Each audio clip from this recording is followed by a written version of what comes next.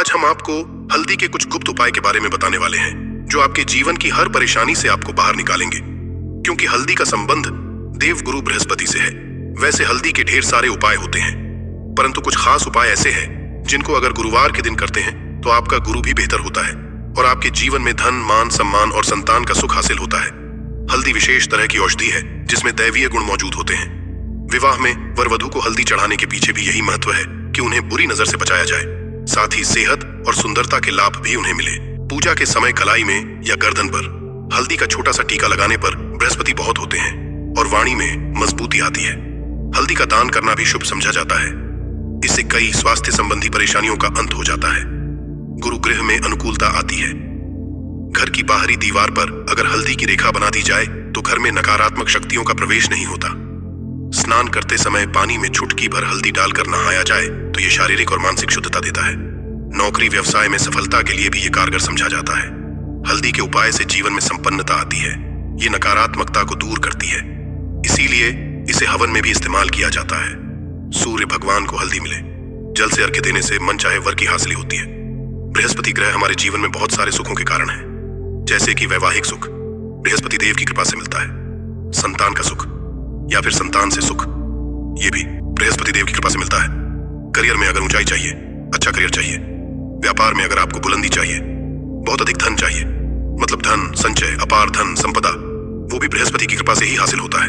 और किसी भी तरह से आपके जीवन में अगर आपका भाग्य साथ नहीं दे रहा है, आपकी शिक्षा अच्छी नहीं हो रही है या उच्च शिक्षा में बाधा आ रही है, ज्ञान हासिल में बाधा आ रही है, तो भी आपको बृहस्पति देव को शुभ चाहिए। और हल्दी का उपाय करने से, हल्दी के छोटे उपायों से हम बृहस्पति को शुभ कर सकते हैं। और जब बृहस्पति शुभ हो जाते हैं तो हमारे जीवन में हर सुख अपने आप ही हासिल हो जाता है। जैसे किसी भी तरह से अगर कोई नकारात्मक ऊर्जा है आपके घर में या फिर किसी ने कुछ कर दिया है, ऐसा आपको लगता है कि किसी ने कुछ कर करा दिया है, तंत्र मंत्र का असर है आपके ऊपर, तो भी आपको हल्दी का छोटा सा उपाय इन सब समस्याओं से मुक्ति दिला सकता है। तो आज की वीडियो में हम आपको बताने वाले हैं एक चुटकी हल्दी से कैसे आप अपने जीवन की सभी समस्याओं को दूर कर सकते हैं। संतान सुख हो या फिर वैवाहिक सुख हो या फिर आपके विवाह में देरी हो रही है या आपके करियर में कोई परेशानी है, धन से संबंधित समस्याएं हैं, हर समस्या का समाधान सिर्फ एक चुटकी हल्दी। तो आज की वीडियो आप पूरी देखें। और दोस्तों, आगे बढ़ने से आपसे रिक्वेस्ट करते हैं कि वीडियो को लाइक जरूर करिएगा, दोस्तों को शेयर कर दीजिएगा। और अगर आपने अभी तक चैनल को सब्सक्राइब नहीं किया है तो चैनल को सब्सक्राइब करके बेल आइकॉन जरूर दबाइएगा। से पहले करते हैं, अगर आप किसी गंभीर बीमारी से पीड़ित हैं, जैसे कि अगर आपको कैंसर जैसी भी बीमारी है या फिर पेट से संबंधित कोई समस्या है, तो ऐसे में चाहिए कि आप पीसी हल्दी का दान करें। पीसी हल्दी का दान से आपकी जो ये बीमारी है धीरे धीरे समाप्त हो जाएगी। आपके माथे पर भी एक हल्दी का टीका लगा होना चाहिए। हर रोज आप अपने माथे पर एक हल्दी का टीका लगाएं। इससे भी आपके पास जितनी भी नकारात्मक ऊर्जा है वो दूर होगी, सकारात्मक ऊर्जा के आसपास रहेगी, तो आप स्वतः ही धीरे धीरे बीमारी से मुक्ति पालेंगे। दोस्तों, अगर किसी भी तरह से आपके बृहस्पति ग्रह कमजोर है, और बृहस्पति ग्रह कमजोर होते हैं तो सभी परेशानियां शुरू हो जाती हैं, कार्य बिगड़ने लग जाते हैं, व्यापार में वृद्धि रुक जाती है। तो ऐसे में आपको चाहिए कि आपको हल्दी की साबुत गांठ लेनी है और वो एक पीले कपड़े में पीले धागे से बांधकर, चाहे तो आप अपने बाजू में पहन सकते हैं या फिर अपने गले में पहन लें। ऐसा अगर आप करते हैं तो आपके जीवन से जितनी भी बृहस्पति से रिलेटेड परेशानियां हैं वो दूर होंगी। बृहस्पति मजबूत होंगे क्योंकि की तरह ही काम करता है। हल्दी का ये टोटका हल्दी और पुखराज को बराबर ही समझा गया है। अगर आप हल्दी भी प्रति बृहस्पतिवार इस तरह से गांठ बांधकर पहन लेते हैं अपने गले में, तो ये पुखराज की तरह ही काम करेगा और ये बहुत ही जल्दी आपके बृहस्पति को मजबूत करेगा, जिससे कि आपके सभी कार्य बनने लग जाएंगे। व्यापार हो या नौकरी हो, सभी जगह आप प्रमोशन भी मिलेगा और व्यापार में वृद्धि भी होगी। बात करें अगर आप किसी भी तरह से शारीरिक या मानसिक रूप से नेगेटिव ऊर्जा से घिरे हुए हैं, कई बार दिमाग में, मन में नकारात्मक विचार आते रहते हैं, या फिर आपको लगता है कि आपके आसपास नेगेटिव एनर्जी का वास है, तो ऐसे में आपको चाहिए कि आप जब स्नान करें तो अपने स्नान के जल में हल्दी एक चुटकी मिला लें। पीसी हुई हल्दी को एक चुटकी मिलाकर आप उससे स्नान, जितनी भी नकारात्मक ऊर्जा है वो उससे दूर होगी। अगर में कोई परेशानी है तो इस एक उपाय को करने से आपका करियर जो है वो बहुत अच्छा हो जाएगा। करियर में आपको सफलता मिलेगी। इसके अलावा आपको चाहिए कि आप प्रतिदिन हल्दी का तिलक अपने माथे पर जरूर लगाएं। इससे आपके सभी बिगड़े कार्य बनने लग जाते हैं। दोस्तों, नकारात्मक ऊर्जा से छुटकारा कैसे मिले?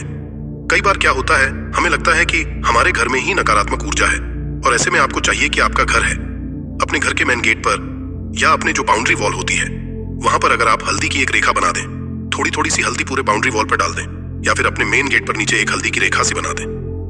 तो ऐसा आप प्रतिदिन करते हैं तो आपके घर में नकारात्मक ऊर्जा का वास नहीं होगा, नकारात्मक ऊर्जा का प्रवेश ही नहीं होगा। ऐसा आप जरूर करें।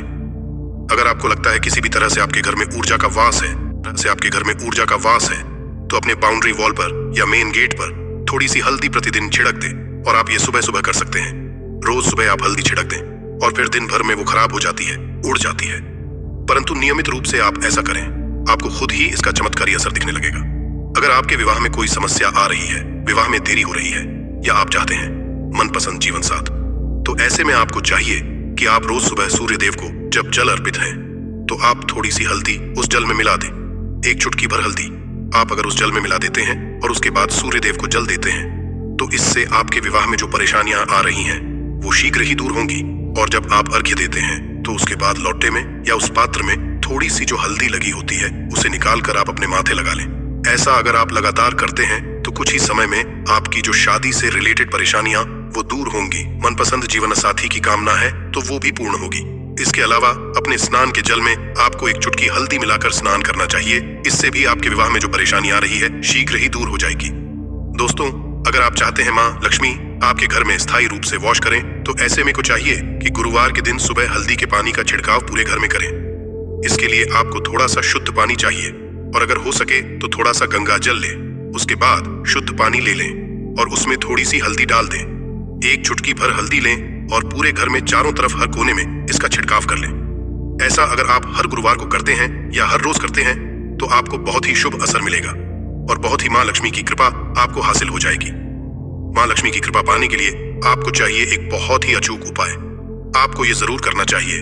आपको बृहस्पति के दिन एक प्लेन कागज लेना है। कागज पर लाइंस नहीं बनी होनी चाहिए। प्लेन कागज के ऊपर आपको हल्दी से लिखना है। कैसे लिखना है?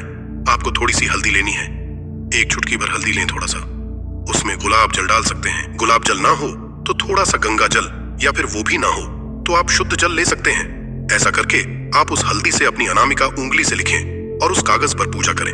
प्रातः काल जब आप करते हैं तो पंचोपचार से उस कागज की पूजा करें। उसके बाद उसे लेकर आप अपने धन रखने के स्थान पर रख लें या फिर आप अपने पर्स में रख लें।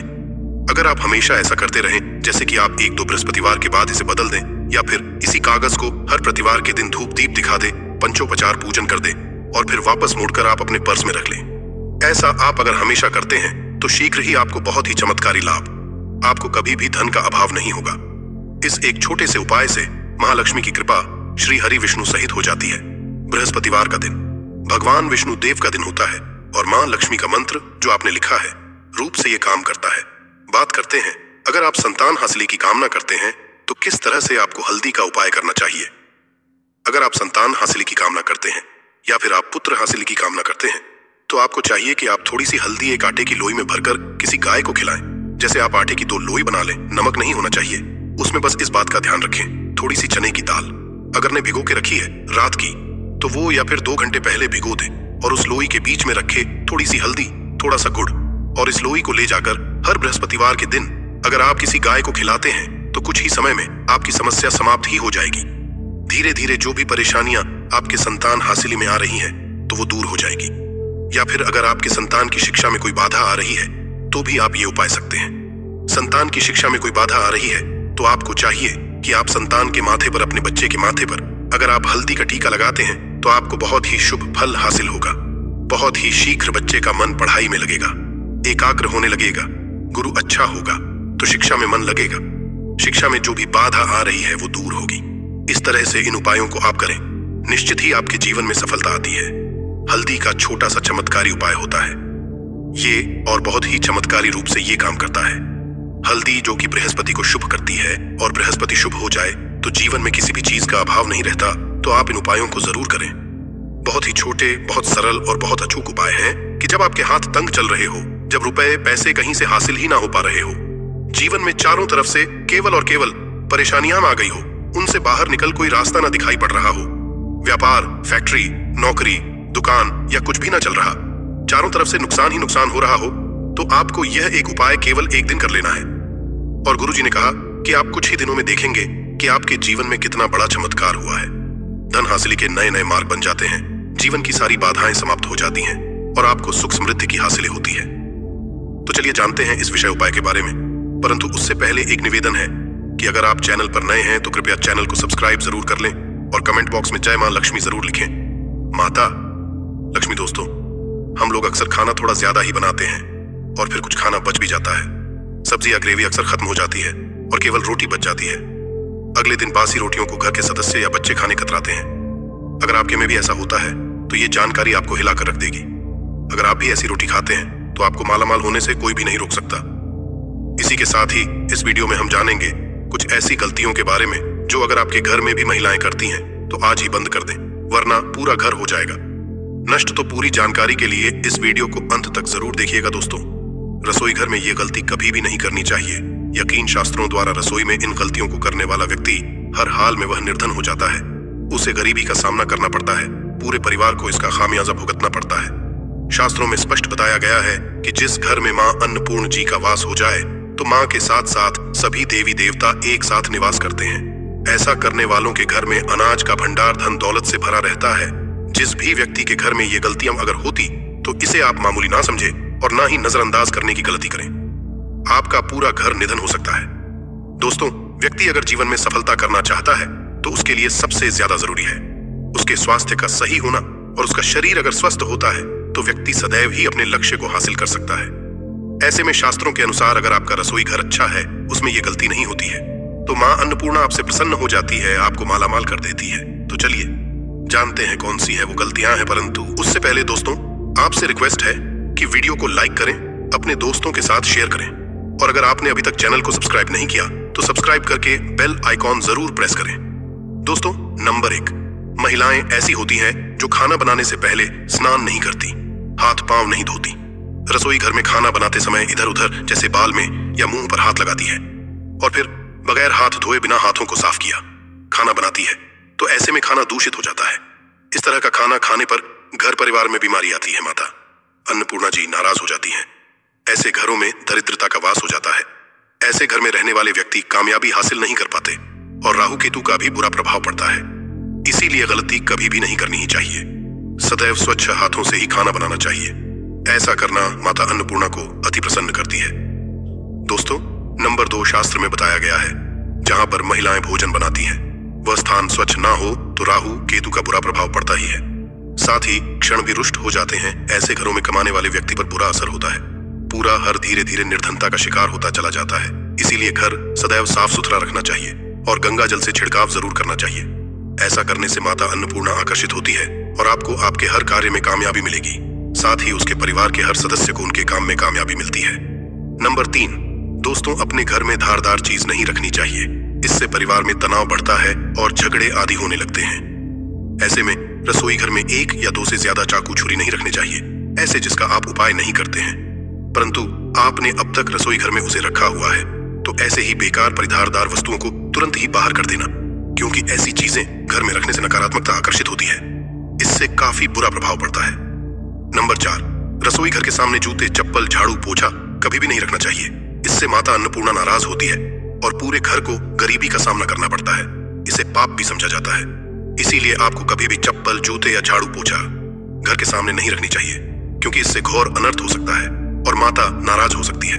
नंबर 5, रसोई घर में खाना बनाते समय में महिलाओं को भोजन जूठा नहीं करना चाहिए। ऐसा करने मां अन्नपूर्णा जी का पूर्ण अपमान होता है। इससे घर में दरिद्रता का वास हो जाता है और माता लक्ष्मी भी घर से रूठ कर चली जाती है। बहुत सी महिलाएं खाना बनाते समय खाने में नमक या मसाले चेक करने के लिए भी खाने लगती है। ऐसा नहीं करना, शुभता का ख्याल रखें और खाना बनाते समय पूरे खाने को कभी भी जूठा न करें, क्योंकि ऐसे में उनका अपमान समझा जाता है। घर की सुख शांति भंग हो जाती है। इसीलिए अगर आप खाना बनाएं तो सबसे पहले आप खाने को थोड़ा कहीं पर चढ़ा दें, थोड़ा सा किसी को खिला दें, तब भी आप भोजन छक सकते हैं। नंबर 6, अगर बार बार आपके भोजन में बाल निकल आते हैं, इसे आप मामूली ना समझें। ऐसा समझा जाता है कि खाने में बार बार बाल आना राहु केतु का बुरा प्रभाव होता है। ऐसा घर सदैव निधन का निधन ही रहता है। खाने में कभी भी बाल नहीं आना चाहिए, क्योंकि यह मां अन्नपूर्णा का सबसे बड़ा अपमान समझा जाता है। ये घोर अनर्थ समझा जाता है। ऐसे में शुद्धता भी भंग हो जाती है और परिवार को भयंकर बीमारियों का सामना करना पड़ सकता है। ये भूल कर भी ना करें। और खाना बनाते समय सदैव औरतों को अपने बाल बांधकर ही खाना बनाना चाहिए। दोस्त, वास्तुशास्त्र के अनुसार कुछ वस्तुएं ऐसी है जो रसोई घर में बिल्कुल भी नहीं रखनी चाहिए।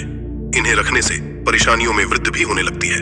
नंबर 1, शीशा घर को सुंदर रखने के लिए कुछ लोग किचन में शीशा लगा देते हैं, परंतु शास्त्र की माने तो रसोई घर में शीशे का उपाय नहीं करना चाहिए। ऐसा इसलिए कि क्योंकि किचन में चूल्हा अग्निदेव का सूचक समझा जाता है। अगर शीशे में अग्नि का प्रतिबिंब दिख जाता है तो घर में अशुभ समझा जाता है। इसके कारण घर में कलह क्लेश बढ़ाने लगते हैं। इसी के साथ साथ घर की आर्थिक स्थिति भी बिगड़ने लगती है। तो यह गलती आप ना करें। नंबर 2, गुंथा हुआ आटा। कई बार महिलाएं किचन में रोटी बनाने को गुंथा हुआ आटा या बचा हुआ आटा फ्रिज में छोड़ देती हैं और सुबह उसी का